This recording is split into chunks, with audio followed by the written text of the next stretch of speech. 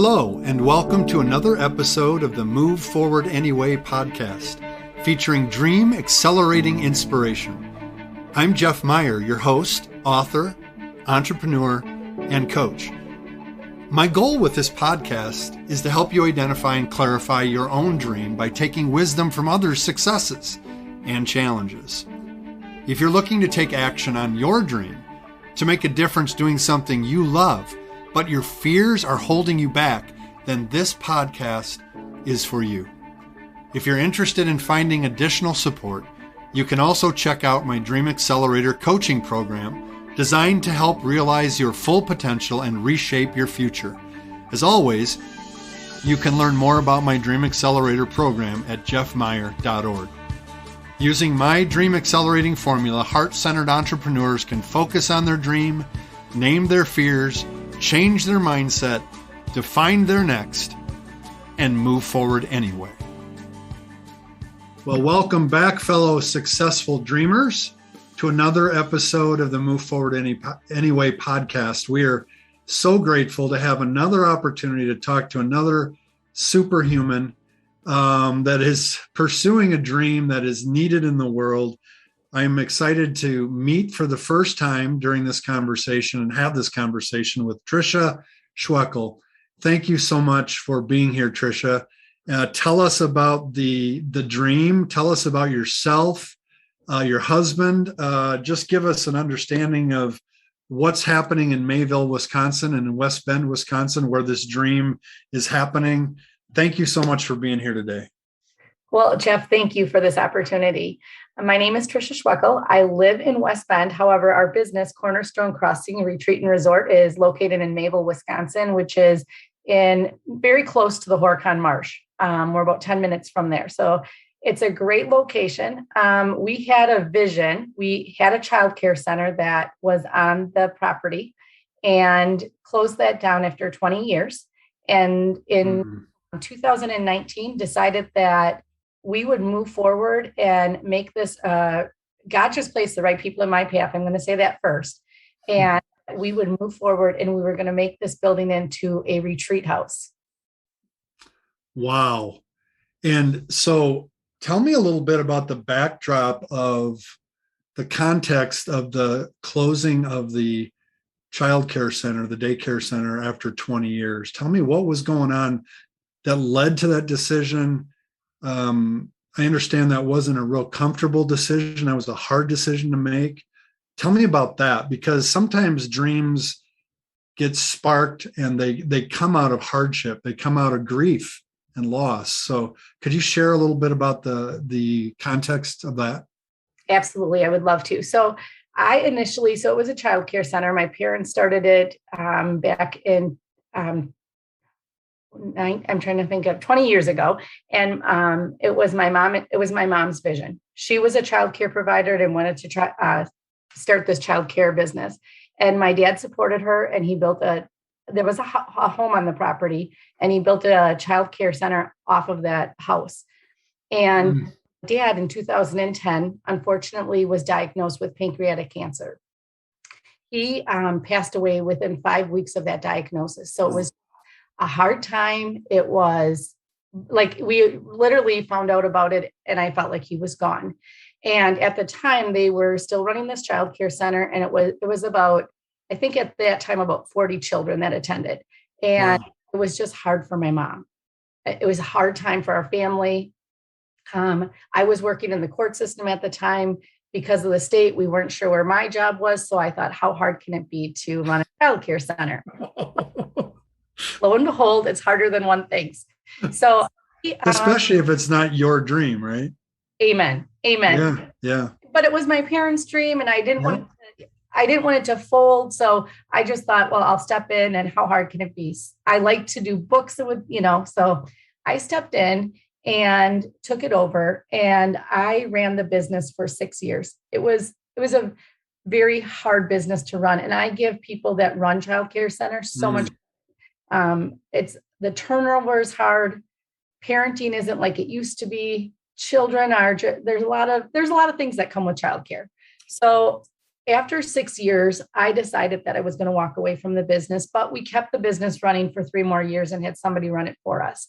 So in 2019, for a long time, my husband and I would talk about how this just was not going well, but I finally got up to the courage to tell my mom. And that was because it was, like you said, it was their dream. And I felt like I stepped in to take it over and, kind of I should continue it. And by that point, we had combined the two buildings. We had started another childcare center in the house. So we had 60 kids at the business. So not only was it hard to tell my mom, but it was hard because I knew Mabel's a small location and we had 60 kids that needed to get new placement. That's hard. Wow. It's very so hard. We finally decided that we just had to move forward and trust. Like these kids are going to be able to find the right location to be taken to, and just literally trust. So in 2019, it was March of 2019, our building had flooded at that point. And I was working at a different business, and a lady that I was working with had just more or less said to me, what are you doing with, I told her, and I said, she asked, what are you going to do with this business? And I said, I don't know, but we're closing in June. So we closed in June of 2019.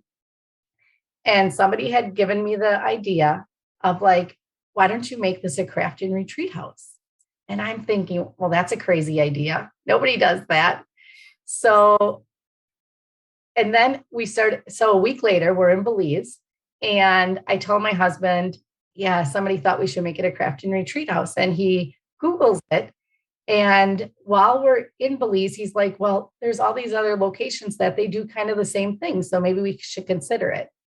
And we can talk more about it. But one thing I would like to say is while we're there, we had friends that lived in Belize, and he had said a scripture reading to my husband with the word Cornerstone in it. The next morning, I'm in my devotional was the word Cornerstone. So it was kind of like, okay, now I'm listening. It takes me a little bit. So yeah, so that's how the name came about. Cornerstone Crossing. Correct. And so the dream, the spark or the genesis, I like to ask that question a lot. Where did it come from? It came out of hardship. It came out of closing down the childcare center and then wondering, what are we going to do with this building? Correct. And the idea came from somewhere else. It sparked your imagination, and it got some confirmation from scripture reading, from this repetitive word coming, and you gave a name to it. And then what happened? You started to actually believe that this could happen. By the way, before I have you answer that question, what do you mean when you say a craft and retreat center? I don't know what that means. Okay, so there, like I said, there was a home on the property, and then we had the child care center. So ladies will go for the weekend and they'll go scrapbooking, quilting, knitting, and they bring their crafts to the home. And we have a craft room in the house, and they'll come for the weekend and they'll just be together. There's room for 12 of them, and then they just craft there. Wow. So it's got a specific focus. It's not just a retreat center, although I'm sure you're open to non-crafters as well. Yes. And that's where this gets, it just has kind of blown away where we're all renting to. Because a non-crafty guy like me could still benefit from the retreat center. Absolutely. Wow. Very cool. So tell me then what happened in June of 2019 when you said we're closing down the childcare. What happened that next morning after you said Cornerstone Crossing? That's an awesome name. And you started to believe in this vision. You started to really get excited about it. I could see it in your voice as you were talking about the name. The name gave you a little bit of a spark to keep pursuing it. What happened then? And it was that confirmation and just knowing that I think we can actually do something with this. And again, and then, we had the construction to do. So a while before this, I had befriended a gentleman on Facebook that I asked my husband, like, who is this guy who wants to be friends with me? And it was a guy that my husband went to kindergarten with, and he was a builder. And when I put it out on Facebook, like, I need a builder, he was the first to come forward, and he was our builder. So everything was just coming into the right place at the right time. And again, just giving more and more confirmation of, I think that this is a possibility. And I was where you were, like, initially I was like, do enough people scrapbook and quilt that this would be a possibility? I mean, I actually kind of thought to myself, this is a crazy idea. And then we looked into it, and then more has come from that. So you did second guess yourself, which is very common at the beginning and sometimes in the middle of pursuing a dream. How did you move forward anyway through that second guessing, or that second voice that was telling you, this is nuts, this is a crazy idea? How did you keep moving forward? And we had people I had plenty of people in my saying, you're kind of crazy to do this. Are you sure? And questioning me on it. And I would say at that point, it was just a matter of having faith that let's try this. What's the worst that can happen? Let's pursue this dream. What's at the end of it?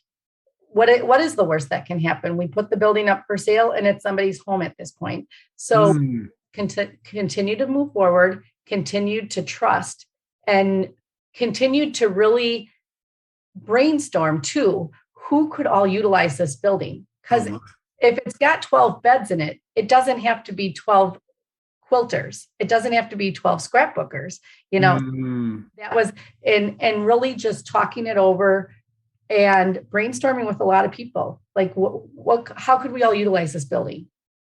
So you really had an experimental mindset that kept you moving forward. You were willing to say, all right, let's just try it. Let's have a grand experiment. In the Dream Accelerator, the program that I've developed to help entrepreneurs and dreamers like yourself, we just had this conversation a week ago about, when do you know that it's time to quit? When do you know it's time that the experiment is over? And we had a really robust conversation about that. But you were just saying, there's no loss in this. There's no failure in this. We can always sell it. Let's just give it a shot and see what happens. And then, did you open before the pandemic? I opened on March 15th and we got March 17th. Wow. So talk about needing to trust. So you opened 2 days before the shutdown. Yes. So on Saturday is when our open house was. And on Thursday is when all the schools in the state got shut down. So I had a vendor fair scheduled for that weekend. I thought I would bring in a bunch of vendors, open the house up for everybody to see. And in 1 hour's time, I got 7 people that had contacted me and said they didn't feel safe coming as a vendor. So and that was a question too, like, do we continue to move forward with this vendor fair open house, or do we just say, we were working 14-hour days at that point, trying to get it ready. And I went with my gut, and we opened that weekend, and I had the vendor fair, and I still had about 200 people show. Wow. Yep. And then it was shut down. Yep. And then it was shut down. And what happened emotionally for you and Larry, your husband? What happened emotionally for you during the pandemic? We had a really, really hard conversation. We had just that Friday paid off did the last of our loan for the business, paid off that. So we had, we redid the whole property. So that next week, sitting down at our kitchen table, it is a time I'll never forget, sitting down with him and just the hardness of it all. We're here looking at, okay, this is going to be our monthly bills going out, and we have no revenue coming in at this point. So how are we going to work through this? That was a hard conversation to have. And I can remember it like it was yesterday, just the heaviness of it, of sitting at that table with all the numbers in front of it and kind of like, now what? And what happened with those conversations? What emerged for you as a way forward? It was beautiful. So it was so amazing. So I this would have been now like April or May. I was just contacting friends, and I was having friends stay there, and they were just paying me for their weekend stays. And that little bit helped us get through like first couple of months. And then I went to a local business in Mayville and was talking about it. And the local grocery store in Mayville ended up giving $3,000 to each of the local businesses during the pandemic. And it was a fundraiser they were doing for local businesses, which at that point, I felt like it was such a huge blessing that we were in a small community, because I felt like this, not that the big communities didn't care, but it was a smaller community. They were helping out these small businesses so that people didn't fold. So even though it was that little bit amount of money, it just saved us for a couple more months. It kept us going for a couple more months. And then in July, so I'll back up a little bit. So then we really had to, strategize, like, how are we going to get through this? How are we going to get through the next couple of months? And at that point, kind of during the construction and at the end of the construction, we kept like, who can we rent to? Who, besides quilters and scrapbookers. So then we were like, we should put this out on Airbnb, VRBO, Verbal, however people call it. Mm-hmm. And we decided that let's do that. And in July, I had my first Airbnb. It was several gentlemen on the railroad that rented our place for several days. They were doing 2 different jobs in 2 different locations and meeting there at night. And I'll tell you, to see that, and it seems so simple, but to see that railroad truck, like the ones that they use on the actual railroad, in our driveway and all these men utilizing our building, it was like that aha moment of, this is going to work. And all those naysayers, I want you to come and see this, parking lot full of trucks, because this is awesome. So I'm not going to say it wasn't hard during COVID. It was extremely hard. It was a tough year, but I had enough people that wanted to get away with small groups. So we tweaked how many we required at the building, stuff like that. We tweaked it. Yeah. And you know what? And I'll tell you, it was a matter of having faith. I do devotional every day. And it was for me to put that in place at that time in my life, that and I feel like it was a way for God to show people were asking me, how are you getting through this? And I would look at them and say, it's my faith. And I don't even know how every day. Yeah. And I feel like it was a way for God to use me too, Mm-hmm. Reassure people like it's going to be okay. So what, a lot of times with dreams, most of them that are heart-centered dreams like yours, there is a problem or a gap that you are solving with your dream. There is a problem in the world that you're trying to solve and provide a solution for. What's the problem that you're solving with a Cornerstone Crossing? I truly believe that I'm just bringing people together in community. At this point, I feel like there's a lot of people that don't have that community or that need that community. And this is a beautiful place to do it. Wow. And what are the benefits that they receive by coming and being a part of community? I think as far as just being a part of a community, you have people that you can trust. You have people that you can fall back on. The conversations that take place there, the different groups of people I get to meet and that just get to bless each other with their presence. I feel like right now, especially the times we're in, there's a lot of loneliness and there's a lot of hardships, and I won't say especially women, but there are women that are truly suffering because they just don't have that community of people. And I feel like this is a great place that you can get together. You can relax for the weekend. You can literally just retreat and just, and take the weekend for yourself. I have it set up and I think it's beautiful. And I get a lot of compliments on even the way I have it set up, because I have areas that you can be by yourself. I have areas that you can be together. And it's just a beautiful place to just relax. Tell me, share with me some of the groups you shared with me, the railroad guys, which is awesome. Yeah. Just share some of the different groups of people that have utilized the space. So I had, I actually had a family that lived there for 4 months, from February to June, when it was really hard here in the state. They were between homes, so they actually lived there for 4 months. It was a month-to-month basis that we had them staying there. And then we ended up, once we got our booking through Airbnb, it was, we both knew that then that would be the point that they would move out. And then that's when they ended up moving out. So I have had groups of holistic healers. I had missionaries there 2 weeks ago. I've had UW Green Bay was there with some of their students for a student ministry that they do. And just groups of friends I've had there. I just had a class reunion there of several gentlemen that went to the same college. So it just has just kind of blown up. Yeah. Wow. So when you sit now late at night, when all the work's done for the day, and you sit with Larry and you think about how this started, what kind of conversations do you have when you look back? We just had that conversation yesterday as I was finishing up for the day after we had renters in there. And I just said, I just feel so blessed. Childcare was hard, and it was hard to have 10 employees, and it was just a hard business to run.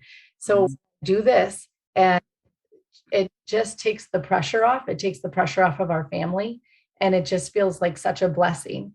And in the meantime, like this weekend, I had women in there, and I stopped in to visit them throughout the week, or on Saturday. Just even the people I get to meet, it's just it's a huge blessing. That was going to be my next question, is what are some of the unexpected results of pursuing this dream in faith and in trust? And you just mentioned one of them. You get to meet some really cool people. What are some other unexpected blessings that wouldn't have happened in your life or in Larry's life, your relationship, if you wouldn't have taken the step forward? With him just retiring in April, just the freedom that we have together now. And it still is a business. I still have to do the books. I still have to clean it, but the freedom that we have together, and that we can go and do some of the things that we want to do, that I'm not at this business 60 hours a week. I have that freedom. So that is the biggest, that's the biggest thing that we've noticed. And even the stress level of it, it's a lot less stressful, and that makes a difference in a marriage. And you're partnering together, which Correct. Were you doing that for the childcare side too? Yeah, he was we call him our maintenance man, and he still is. I don't know if he likes that still, but Larry the maintenance guy. Amen. I love it. Wow. So through it all, you've mentioned trust, faith, investors, people that truly support you. What are some other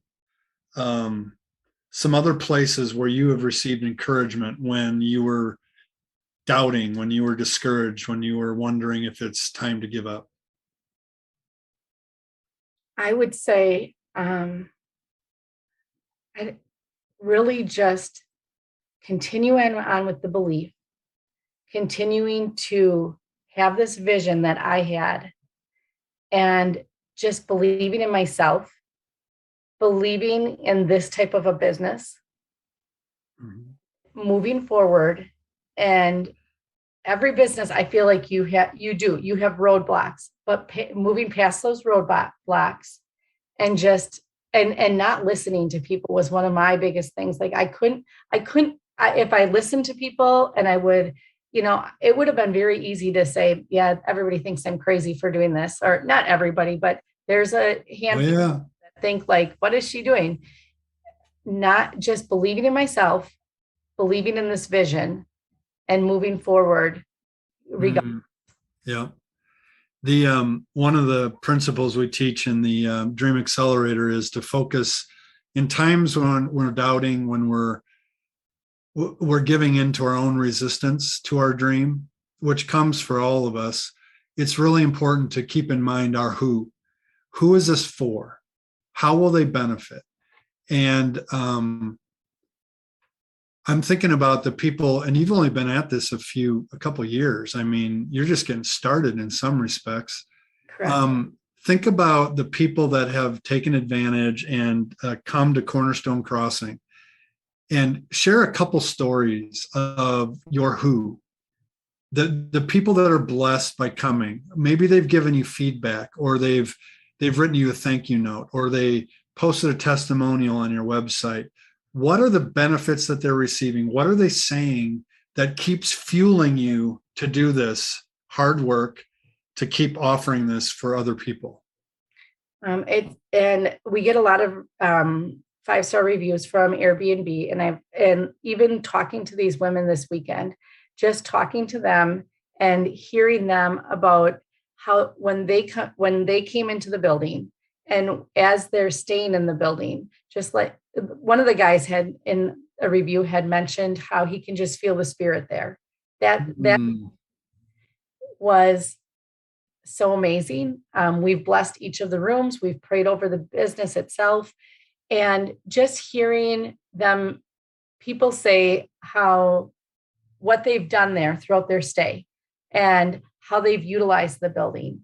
And during their, like this weekend, I was talking to some of the women when I went out on Saturday, and they just couldn't say enough about the building and about all the different, they just kept saying how much they appreciated it. And you could just tell just the peace and just the enjoyment that they were having while they were there. And we have a backyard area that I redid the whole backyard. And I've had a lot of people comment when they go back there, just the calmness that they get and how they can just sit back and enjoy the space. Wow. So you have enough fuel to keep you going by looking at your who. Yes. Who are the other who's that are out there that will benefit from this? And that's just really, really great. Well, this is tremendous. I want to book a time to come. I want to bring some people and enjoy Cornerstone Crossing. A little aside here. I didn't know my favorite bird in the world is a pelican. Excuse me. And when we go to Florida or go on the beach, we're counting pelicans. We're watching them dive in the water. I never knew there were pelicans in Wisconsin. You wouldn't think. You're like, what? Pelicans in Wisconsin? Yeah. White pelicans in Wisconsin I saw in the Horicon Marsh. Yeah. So if you're watching this or listening to this podcast, that's the kind of environment that's around Mayville that people can experience. So very cool. How can people get in touch with you, find out more about Cornerstone Crossing Retreat and Resort Center or House? How can they find out more about what you're up to, Tricia? They can visit my website. It's www.cornerstonecrossingretreatandresort.com. They can reach me. I've got a Facebook page called Cornerstone Crossing.